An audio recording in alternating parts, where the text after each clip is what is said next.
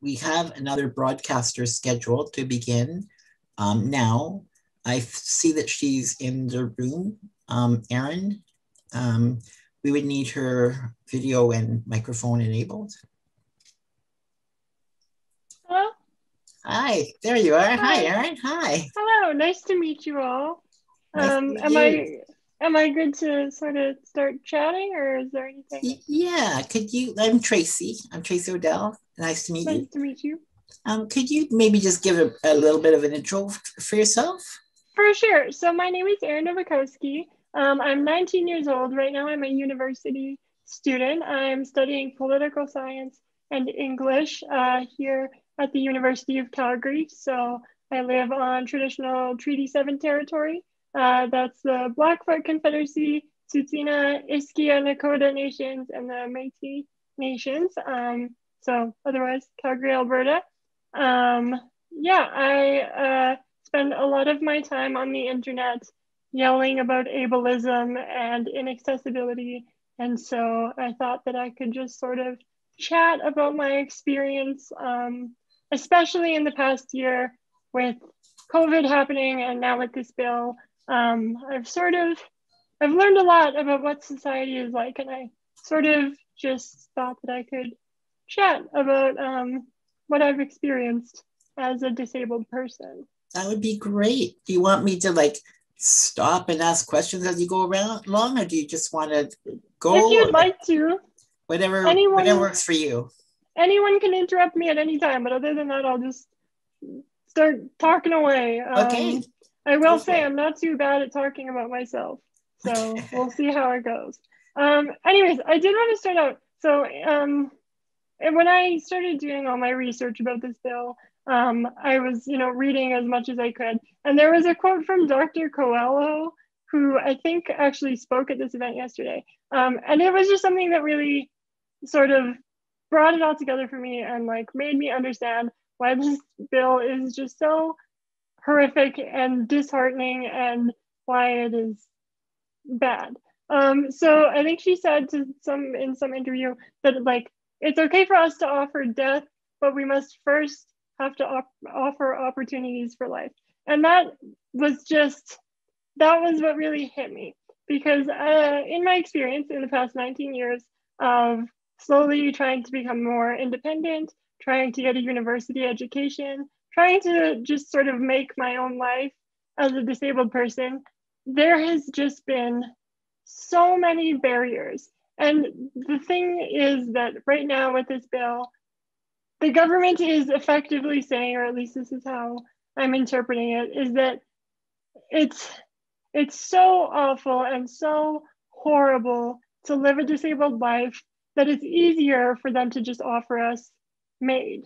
And that is just incredibly heartbreaking, of course, because they're making it more accessible for us to die than they are for us to live. And it's become so frustrating. And I guess over the course of my short little life, and I don't have as much as experience as many of the others here, but I guess over the course of especially the last year, but just even going through high school and trying to move out for the first time on my own, it's just been incredibly disheartening and discouraging. And I am starting to get so tired of being reminded every single day that society truly, most of the time, just wants us dead. And I know that that is like such a blunt thing to say, but the older I've gotten, the more I've learned that it's true. And I am so tired of, you know, opening my silly little social media apps every day to see another thing that has happened to disabled people that could have been prevented, and another sort of, way that society is just reminding us that we're in the way for them. And in the pandemic, that has definitely, I wouldn't say that I've become radicalized because I was before and I already knew that things were bad, but there's like a specific day I remember at the beginning of the pandemic where I started to see there were all these lists of disabilities and conditions and diseases on them. And it was conditions who would be refused treatment for COVID if they were to get it. And I looked at those lists, and they were in a number of different states.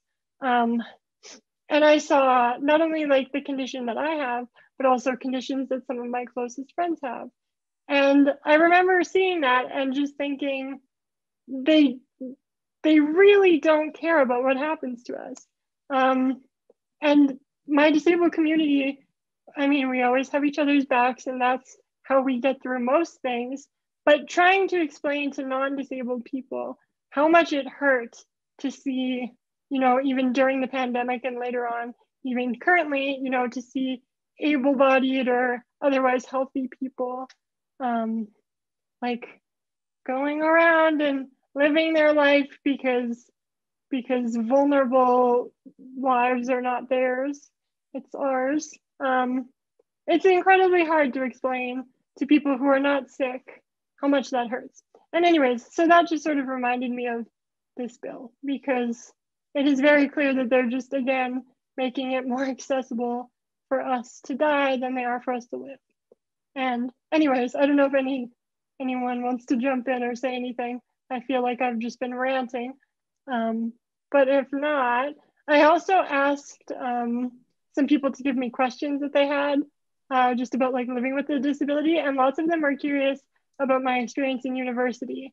And that has a lot to do with how I transitioned and how this bill is like preventing, or I guess prioritizing this MAID bill over bills where they could make it possible for disabled people to live their life with the caregiving they need and the home care they need and the health care they need. So I thought I could talk a little bit about like some of the struggles I had over the past 2 years trying to navigate that system and trying to get the care I need, because it really is just impossible. And that's another reason why this bill is so frustrating. So, Erin, I'm not sure what the system is to be able to get questions from people that are watching. Oh, no, I've collected some beforehand. Oh, well then, go right ahead. Okay. Cool. I thought I might be, I thought I might run out of things to talk about, so I have some of those in my back pocket just in case. Yeah, because I had some questions as well, like for somebody, for some like your age living in Calgary, like, are you living at home, or if you want to live in your own apartment, is there supports for you to live on your own, or what are the options for you?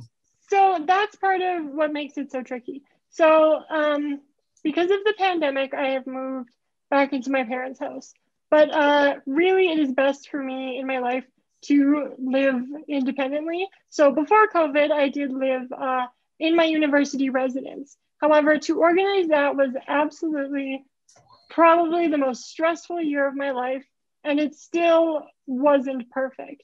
So the transition from having like youth home care and funding for caregiving, because I do require basically 24/7 caregiving with my disability. I need help with nearly everything that is physical. So transitioning from youth to adult home care, first of all, there was no information anywhere, like absolutely anywhere. And I just happened to be lucky enough to know some other people who had gone through the same transition, moving out of their homes, going to university. But I always just constantly think about if I was like born somewhere else, or if I lived somewhere else, or if I just didn't happen to have those connections, I genuinely don't know how I would have figured it out, because the government makes it so ridiculously confusing. They don't offer you any information. They're not there to help you really with it. Once you can finally track someone down to answer your phone calls and accept your forms and listen to you for a moment, then they might do their job to try and help you get funding, but they also might not. So for me, I wanted to live alone. I needed to be able to live on campus so that I could get to classes in non-COVID times. And that meant that I needed funding for caregiving 24/7. So I went through 3 appeals, and I had to be assessed multiple times. which is just another incredibly, it removes a lot of your dignity to have, you know, occupational therapy therapists and physical therapists and random people who you do not know. It really does not feel great as a disabled person to have them come into your home and watch you do everything that you could possibly need help with, especially because that determines how much money you get to pay for those things. So I remember specifically a woman came into my dorm one day to assess if I would be getting money for care or not. And they marked down every single thing I needed help with and the exact amount of time it took. And that's how they calculated how much care I would get. So for example, if I needed help moving my elbow back onto my armrest, she wrote that down as 30 seconds of help. And then she added that to her calculation. And she said, well, how many times a day would you need to do that? And I said, I don't really know. Do you plan how many times a day you move your arms or go to the bathroom or have food? Like, it was just ridiculous. Anyways, so after all this, I sent multiple letters. I had meetings with the people in charge. I met with all these people who watched me do the most private things that someone could do. And I didn't get enough money to pay for full-time care. So they said that they gave me the maximum, and I am very thankful for what they did give me.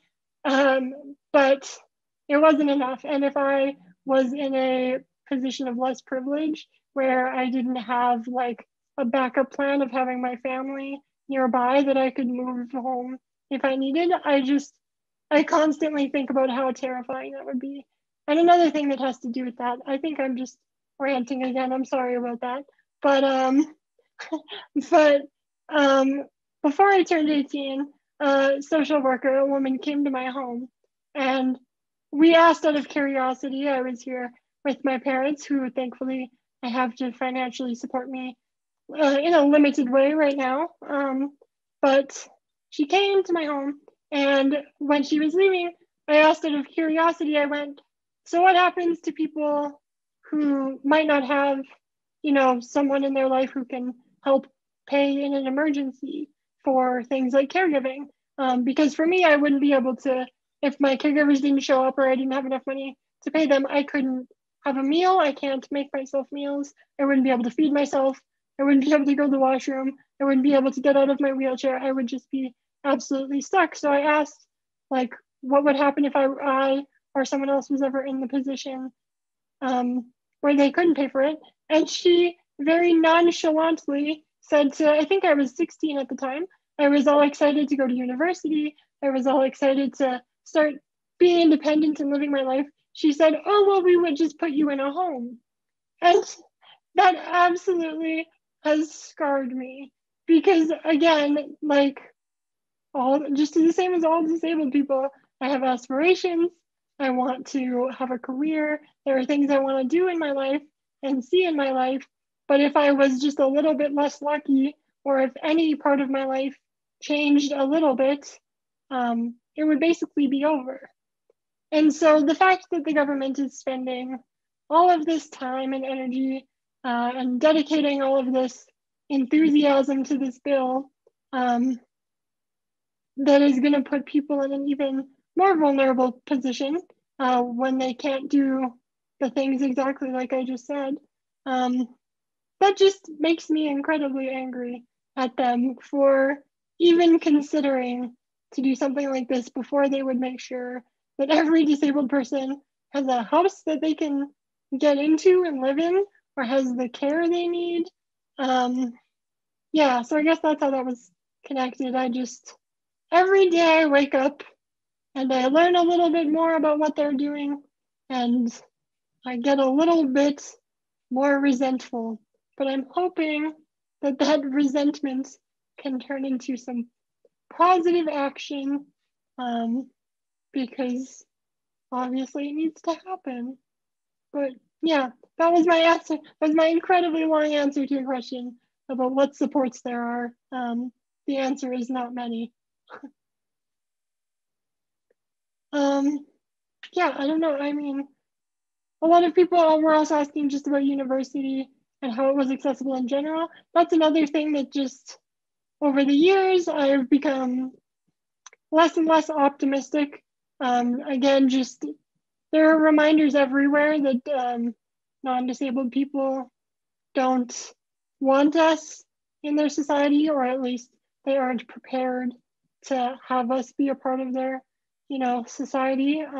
So far my university education, there was just constantly inaccessibility.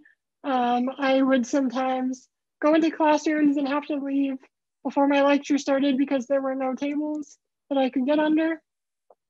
Sometimes they would just disappear. Sometimes I would have a table, but then the next day it would magically be gone.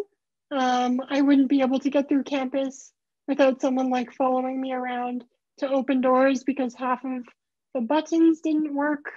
Half of the, curb cuts were just too steep for me to get up on my own. And again, it's when I was younger, I guess I saw that as just an unfortunate reality.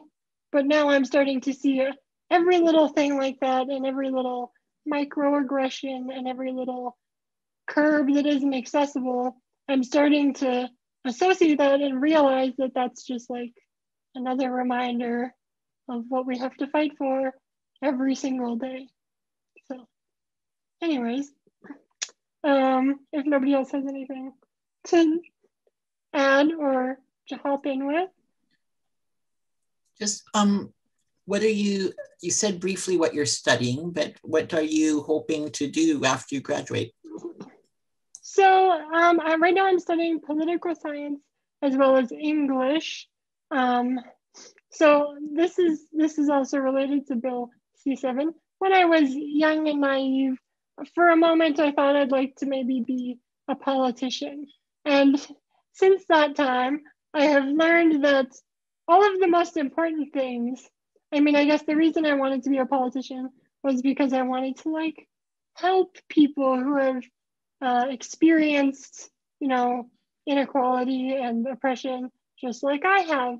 But I've learned in my short little couple years since then that it's not the politicians who are doing that. It is grassroots activists and people who organize this event and are here today.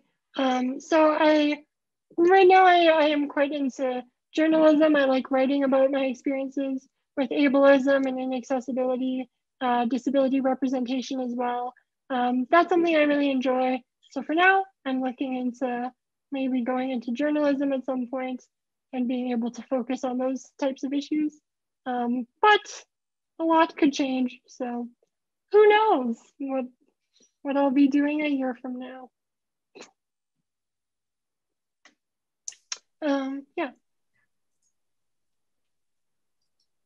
Do you get reactions from people around their thoughts of you having a disability and they're sharing what they think about that if the same thing would occur to cause them to have a disability? So, like, I don't often, not in person. In person, I don't get reactions to my disability. I learned as a child to try and be very outgoing so that people had to interact with my personality instead of simply focusing on my disability, I guess. I guess you can't see it on the Zoom, but I use a large power wheelchair, so it is quite obvious for me. I guess online, it's a bit different. I have accrued a small following on an app called TikTok, which I like to poke fun at my disability, but I also try to educate people on there. And on the internet, it is very different. People, when they have a thought, they like to say it, which isn't so bad for me because I can then, depending on how respectful or not they were, I can either respectfully or maybe not so respectfully educate them as to why what they're saying is just not good or not right. But that's, yeah. I'm trying to think of other things. Lots of people ask me if I struggle, or not struggle, but if I've experienced any feelings of internalized ableism, which again just leads back to constantly seeing reminders around me that I am not supposed to be doing what I'm doing, and I'm supposed to just be cooped up in my home, I guess. That for a long time definitely sort of made me doubt myself and doubt my abilities. There are definitely times where after I've spent, 45 minutes waiting for someone to answer my phone call so that I can see if I will have enough money to pay for a caregiver this month, there are times where I start to think, wow, this is really terrible and maybe I just shouldn't even bother. Obviously, you have to fight those thoughts, but it's just, yeah, it's hard to not have a sense of internalized ableism when every single place you look, there are signs of it. Yeah. If no one else, anyone wants to jump in? I don't know if I've said anything of substance at all in these last 23 minutes. Oh, you certainly have. Please don't worry about that. And I love that you want to get into journalism, because we're always looking for journalists that understand, disability from our perspective, right? Like the whole narratives around medical assistant and dying at first was around, helping people to end their lives sooner because they were in pain or they were suffering from a disability, or, like that was all it was about. And very rarely were we seeing the other narrative around lives that are worth living, people looking forward to their lives, and people who had ways to, work with their disability and just, do whatever they want to do like anyone else would. Absolutely. You don't see those so much. Yeah, and another thing, I guess, regarding like the necessity of having more disabled journalists, this is sort of, it is quite related, I guess, actually. So the case of Tracy Latimer in Saskatchewan, I believe. So there was lots of, the other day, I think it was on March 1st or 2nd, it was Disability Day of Mourning. So for people affected by filicide and any disabled people murdered by their parents or caregivers. And ever since I was a wee little child, the case of Tracy Latimer has haunted me a little bit. And so much of that case, her father murdered her because she was a 12-year-old disabled girl and he wanted to end her suffering that he perceived as suffering. She did not consent to any of that, obviously.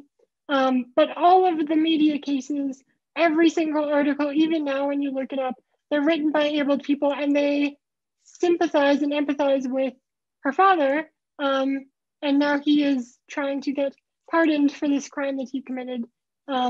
Most of the media attitude around the case was completely sympathetic to him. They wouldn't say that he murdered her. They say that he, helped put her out of her suffering, or he pitied her, or whatever it was. And so the attitude towards him was not one that he murdered his disabled child. It was one that he was some sort of saint who should be, forgiven for what he did. And that, it was just so frustrating to look up her name and have every single case or every single article about the case be just absolutely ignorant to the fact that this disabled girl didn't want to die. She didn't consent to being killed. And she was living a life as a disabled little girl, and it was very similar to many other people who are living a very happy, very successful life today.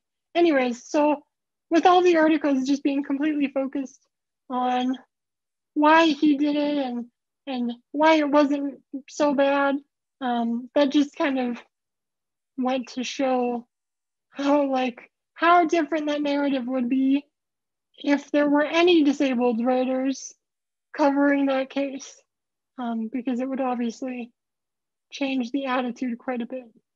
So,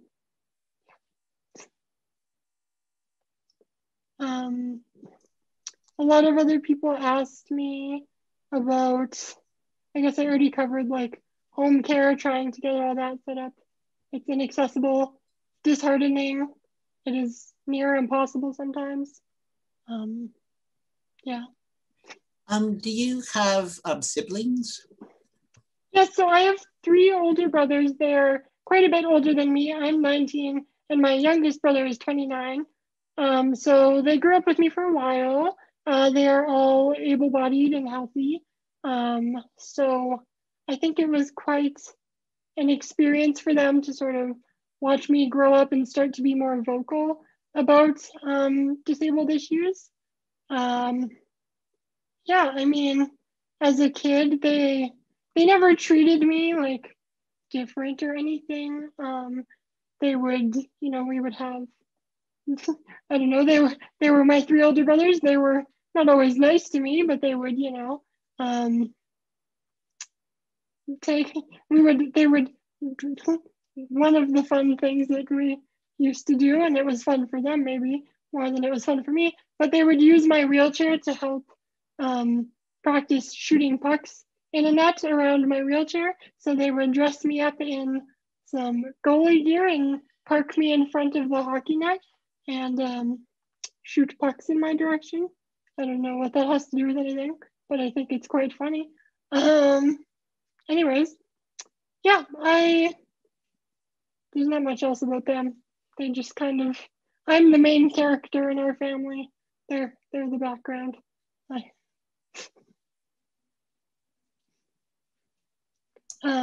Did you go to your neighborhood school? No, so I actually haven't lived in Calgary all my life. When I was younger, I lived in Grand Prairie, Alberta, and there is actually a elementary and middle school that has specific programs for disabled children. However, I guess it was called like an integrated program. So I was completely integrated into the normal, those are my sad air quotes, the normal classes.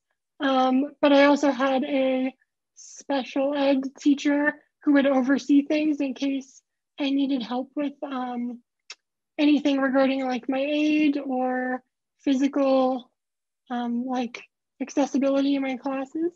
So I was very lucky there actually. They had things like, they had an indoor swimming pool that was made for like therapy and doing physiotherapy. So when the rest of my classmates would go to gym, I would sometimes get to go swimming. And that was like incredibly helpful for my range of motion and things like that. So I was very lucky with that. And then I moved to Calgary in 7th grade. And it was very hard to find a school that was accessible to me. My neighborhood school where I would have gone if I had just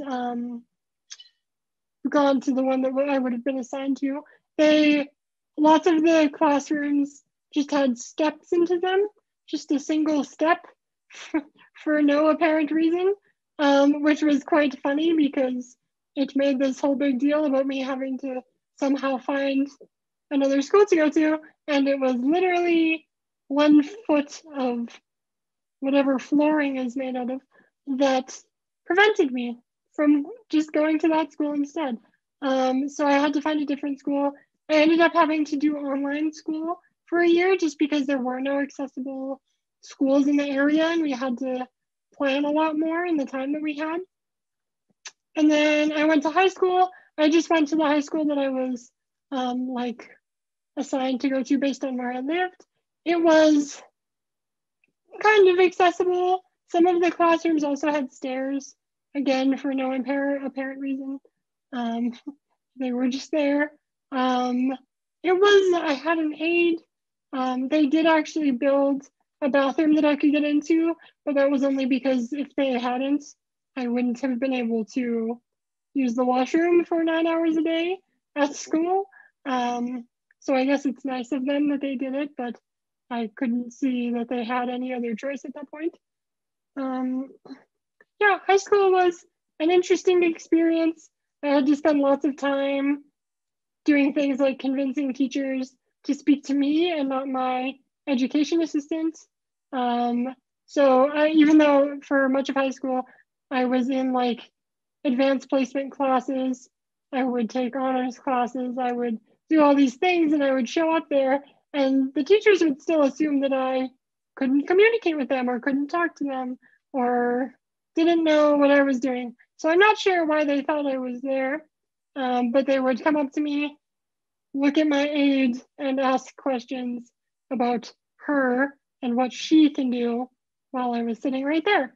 So I had to become very good at sort of directing their attention back to me and explaining that if they had questions about me, that they should direct them to me, which was, I guess, a little bit frustrating at first, but once you start doing it, and I mean, by 12th grade, most of the people in my high school knew who I was, which was, I guess, a bit better.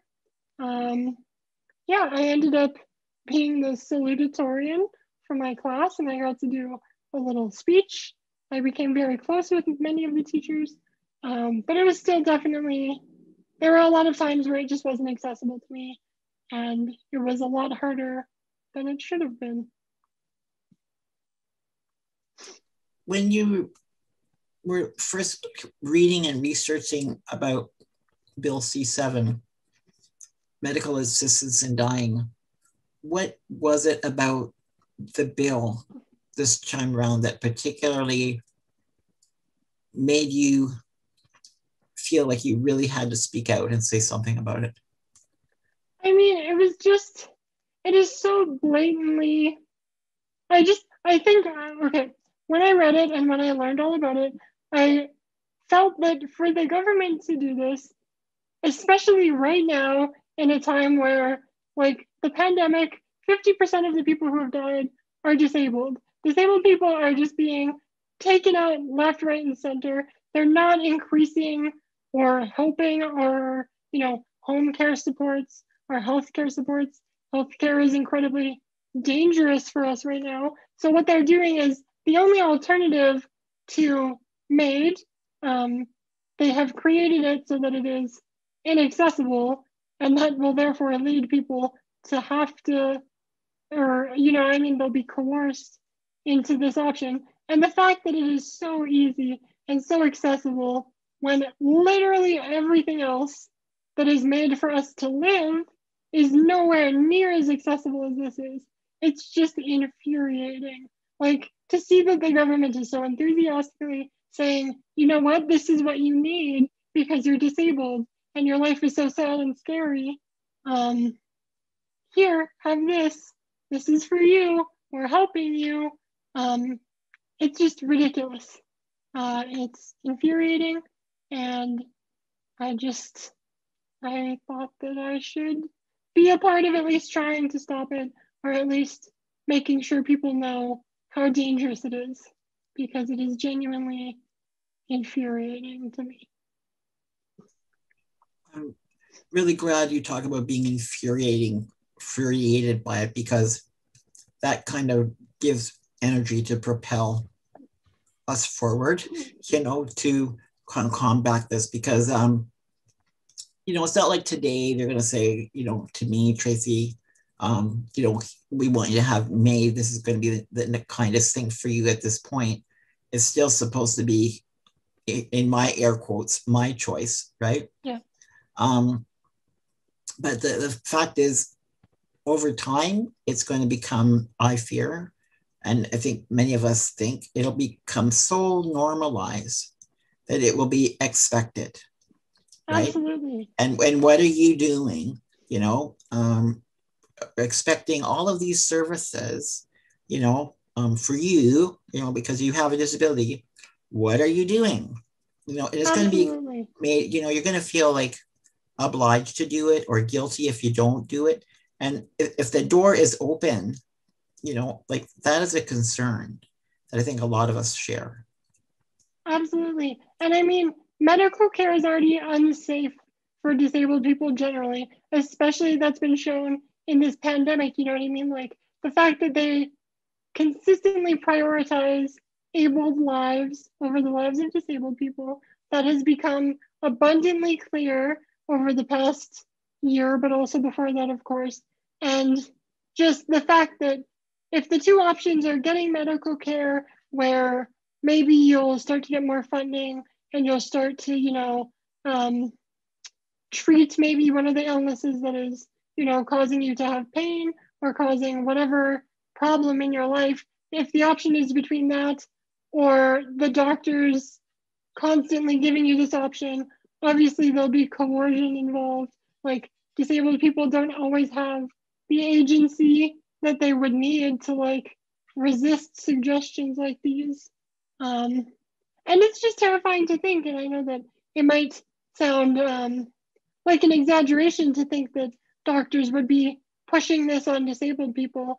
But then you think about all of the things that happen in, not only just the medical care, but like everyday life.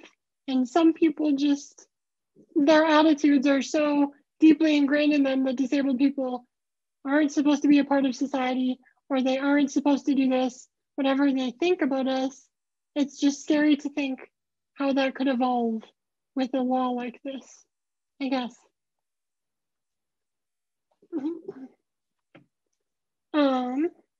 Is there anything else? I'm starting to run out of things. Again, I don't know if I've said anything of substance. You've said lots of things of substance. I just yeah. wish it's easier for more people to put their questions forward I guess. As well, but I mean, thank you, Matt. It takes like a lot of, it takes a lot of moxie to put yourself out like this in front of everybody and, talk about who you are and what you want to do with your life and, to speak out against a bill that, is so plainly wrong. It's wrong for our society. It's wrong for, it's not the society that we keep saying that we want to be. It's exactly the opposite, so exactly. Yeah. I mean, I'm happy to do things like this, I guess, because, I mean, first of all, I do enjoy talking about myself, and I am sometimes a little bit full of myself. But I think that that translates well, because when people see me on the internet, like being confident with my disability, because that's something that I had to work really hard for, and I'm still not always like 100% confident with the way I look because I don't get to see any people that look like me. So I guess I'm trying to change that and just sort of force people to see me and perceive me and realize that I am like a human with dreams and hopes and, etc. Anyways, someone said something. We've got a question here from yes. someone in the room. Gabriel is wondering, 20 years from now, so you got to imagine yourself almost 40, 20 years from now, what would you like to imagine life is like for the next generation of people with disabilities? I mean, thank you so much for asking that. That is so fun. First of all, I just want to say most of my best friends are other disabled people who are my age. And some of them have done so many amazing things for the disability community. Like the amount of people I see, like when I was a kid, the disabled people I saw were, like charity cases in movies played by actors who weren't actually disabled. Or like the one random kid in a wheelchair they would put in the textbook for diversity points. Those I always remembered because there was always like a hospital wheelchair and nothing ever made sense. Anyways, but like now I just get to see so many just like such cool disabled people who are like so loud and so confident with their disability, and like they don't take any they don't take anything from anyone, and they're like, you know, I've learned from other people like me to be involved in things like this because it's us who have to deal with the consequences of it. And we're just all trying to sort of make life easier for each other. So I think in 20 years, like, especially with technology, like how close I've been able to become with other disabled people from all over the world. I can't imagine in 20 years that like that won't be even better and even more possible. I think that like the community of disabled people will just be so powerful that like nobody's going to be able to stop us. I truly believe that because we are all so angry, we are all so cool, and we are all like so connected. I have to imagine that like we're going to be like a threat to like ableist society. And that makes me very happy. That's what I think. I don't know. I hope so. Yeah, I hope so too. I mean, the tools that are available to us with things even like this and like technology and social media and being able to be so loud and like visible, I am so thankful that we have those tools. Yeah. Yeah. That's my answer to that question. I guess I could talk more about social media for a minute, because that's how I spend my days. I am still a silly little teenager who is always on her phone. But also my phone has like given me such a community, and I would not know any of the things that I know. I would not be as, you know, like adamant in fighting the things that I do. I wouldn't know any of that if it weren't for, you know, just like randomly coming across a certain profile on Instagram or Twitter or whatever it may be. And like, I genuinely don't know if I would be here and like alive and surviving if it weren't for like so many of my Crip friends. I call them that because I am also a Crip. But like, if I hadn't been connected with these people who had similar experiences and who could give me advice and who I could share my experience with, like, I'm so thankful that I have that. Every day, I am so thankful. Anyways, I saw that someone said something in the chat. Oh, advocates on social media. So what makes for good social media advocacy content? So I do spend most of my time on TikTok, which is an interesting app because half of it is very, they don't respond well to disabled people, but the other half is full of super informative disabled advocates who can make content that like genuinely changes people's minds. I'm trying to think of some of my favorites. From TikTok, there's a deaf advocate named Chrissy. She does so much. She talks about like ASL, you know, like deaf and hard of hearing problems. She's a university student. She's in film school. She's just like super cool and very informative. On Twitter, I learned so much from, I'm trying to think of my favorites. Lots of my friends, there's someone named E who, they are just the coolest person ever. They have SMA and I also have SMA. And I've learned so much from them. Also, there's people like Jackie Quinn. She was a writer on the show. I can't remember the name, but she was like a comedy screenwriter for a show with a disabled character. She's so cool. On Instagram, oh, Ruby Allegra, they are the coolest person ever. They have, I can't remember the specific condition they have, but they use a wheelchair and they're so vocal about like ableism, and they're not always, they don't sugarcoat things.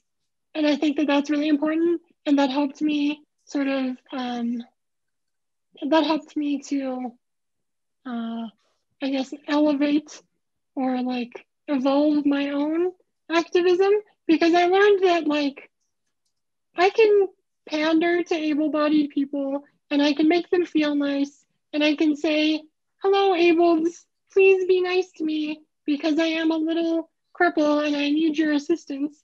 But I could also say, listen here, you're doing this and you should feel bad about it. And I am very angry about it and you should be afraid of me. And I much prefer the second, only because I find it much more effective in making people realize like how their attitudes are genuinely affecting me. Yeah, I just like in my content, I like to let people know that I can see what they're doing, that I see everything, and that's if they're being ableist, they're not going to get away with it because I will call them out. Yeah, that's what I think good social media content is. I think that it should make able-bodied people, or at least ableist able-bodied people, uncomfortable. I think that that would make for good content. Anyways, that was my answer to that question. That's it. It's great. It's great to hear you and your for me to hear your generation. And people are saying, thank you. Great answer. Thank you. Another person has a question. Heidi. She says, something that struck me in listening to you, Erin, is that many of the obstacles you face are the same ones that I faced 30 years ago. What do you think it will take to break that ableist cycle? So that, I mean, the first thing I have to say is that like, the more I learn about disability history, and I must say it's not much because they don't teach us anywhere. If I ever want to learn about like a disabled person who did a really amazing and powerful thing from 40 years ago, I have to genuinely like scrape through like tiny pieces of information, and I have to like go through a maze and like pick up, I don't know, books from the local library that are hidden in the back storage room. Like, it's just ridiculous to try and learn about like the history of my community. But even from the little bits that I have, like, I'm so thankful for activists who were doing things 30 years ago, because I just know that like if it weren't for them, if it weren't for them fighting and like doing all the things they did, I would not be where I am today. I wouldn't even be close. So like thinking about the fact that there are the same barriers, I guess is sort of disheartening for a moment, but like I try to remember that like there were more, you know, I mean, like 60 years ago, instead of only struggling to receive home care or whatever, I might have been just sent to an institution. And like, it's still a struggle, but I am a lot safer, and generally society is moving forward. I say that very very generally, because obviously bills like this are proving that that's not always the case. But I guess like to break that ableist cycle, I think that people just have to keep being angry. And I know that that sounds maybe negative, but like I truly believe that like at a certain point, I know me and my like friends who are disabled, we're not gonna take it anymore. Like we're gonna have the choice to either let ableist society win, or we're gonna keep being loud and we're gonna recruit more people and we're gonna convince more allies to help us. Like it's just gonna take more and more, I guess, like yelling into the void. I don't know. I have to hope that that's what would work, because I don't know what else would work. Mm-hmm. Yeah, that's my answer to that. Yeah. Not sure how helpful. Did you see the movie Crip Camp? I did. Crip Camp genuinely changed my life. I got to write a review for it for a magazine that I work for called Cripple Magazine. I'm actually the social media editor. My friend Emily, who is also disabled, she started this whole publication when she was 17. Anyways, I could talk about her forever because she's really cool. And she started this whole amazing brand. But anyways, I got to write about Crip Camp because I think I've watched it about 8 times now, 8 or 9 times, because every time I do, it just makes me so incredibly happy. And like Judy Human, she followed me on Instagram the other day and I almost cried of happiness because I just thought that was amazing. Anyways, she like everything that she did in the 70s and 60s, like it's just so empowering and I am so thankful. And like even just the clips of like them at the camp, like all the fun they had and like watching just a bunch of disabled people get to be disabled people and like not have to worry about anything else. It just like made me so incredibly happy. Anyways, I recommend that movie to every single person I meet because I love it so much. It is just such a beautiful film. Yeah, I love that movie. It makes me so happy. What was okay, think back to the first time that you saw the movie and what struck you about it? I remember there were the clips of like the protest for the 404 is the number 404 sit-ins, I believe. And like just the clips of seeing like they were talking about how people with different disabilities were helping each other with the things that they couldn't do. So like the people who knew ASL were signing out the window to get supplies, and like the people who were blind but physically like could help the physically disabled people turn at night. And like I just thought that was so beautiful, and like it really reminded me of my own community and like how we really couldn't do anything without our other like little community of disabled people. I don't know. Yeah. Yeah, I mean, because I'm retired now, so I've been around for a while. I didn't grow up in the States, but for me, I'd heard about some of those things and they were a legend. Like I didn't think it really happened. The scene with them crawling up the stairs, right? Yeah. I thought, oh, that's just something we heard about. That couldn't really have happened. But there was the news footage, right? So you know that this happened, right? And to know that people had the guts to do that kind of thing, was amazing. And maybe like to, in answer to this other, question about what's it going to take to deal with ableism, it might take some very bold action like that. Definitely. Heidi liked your answer to your question. She says, thank you for that great answer. She says, I'm so, lots of holes, so encouraged and thankful for this new generation of shit disturbing Crips coming up after us. I love that so much. Genuinely, that is the best title that we could be given. I am so proud to be a shit disturbing Crip. That is just like the best thing that I could call myself. So thank you for giving us that name. In fairness to Heidi, she wrote the word with a little star between the H and the T. So just to let you know, I uneditorized what she wrote. So she was more polite a little bit. Way more polite than me, apparently. Yeah. No, it'd be hard to pronounce like that anyway. But I just love the fact that like so many of my friends are just so confident with their disability. They're so like motivated to get things changed and fixed. And like I truly believe that like our community and like the fact that we can all share our grievances and like everything that we dislike about this ableist little world that we have surrounding us, like I think that we motivate each other to just like get through it and like do everything we can to change it, even if it's just in a little way, and even if it's just like in our own little friend group or community. Like everything really matters, and it all helps, and it all goes towards a bigger change. So yeah, like what would be, we've been trying to work in so many different ways to kill this bill.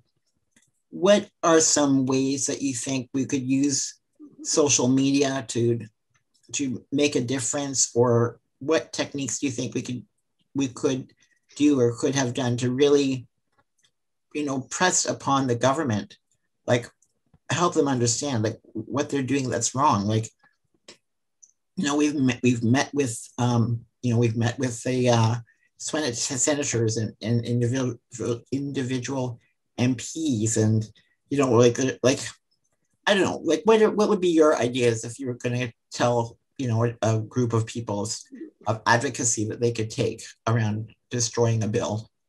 I mean, so it wasn't quite the exact same scenario, but in the past I have, like, there was a decision made. There was a life-saving treatment it was the first one ever for my disability, and the government decided that they weren't going to fund it for people over the age of 12, even though it was like proven to be just as effective in people over 12.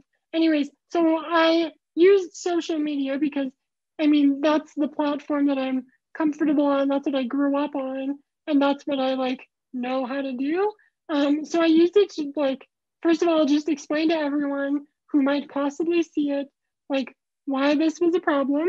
And then I asked them kindly to take a moment of their time to send an email to an MP or to phone an MP and complain about it, because I found that, like, and it would be the same for this, like, there's power in having large numbers. So, like, the more people who can understand that this bill is just an atrocity and it's dangerous and it's hurtful, I mean, you can convince some of those people that this is true because it is true.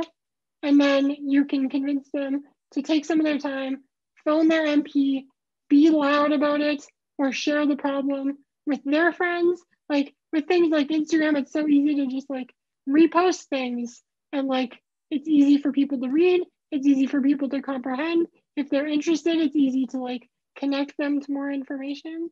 So I've been trying to do that. I've been like talking about this issue and this filibuster like on Instagram, on my platforms, just to like have people know about it, because that's the first step, is just like getting people to realize that there's a really bad thing happening and that they have the power to make it not happen. Yeah.